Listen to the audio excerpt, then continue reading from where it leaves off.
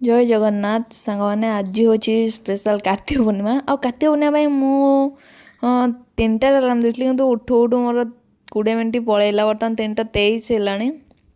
तो ठीक अच्छे बर्तमान चलन जीवा रेडी हो पलैस बर्तमान बहुत लेट भी हो गला पूजा कर पूजा डंगा भसाई जबार अच्छी ठीक अच्छे चलो। तो बर्तमान मुझे रेडी हो पलि आसली बाहर देखी तो बहुत अंधार अच्छी तो से लास्ट बाध्य बाबू को डाकिली जे कि मत बहुत डर लगे बाहर।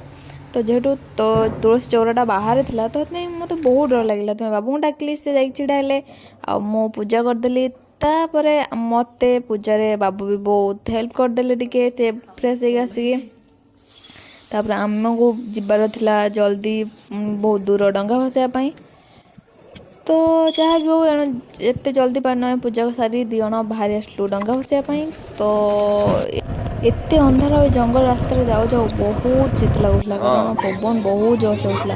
तापर फाइनाली आम जाए पहुँची गलु आम डेस्टिनेशन।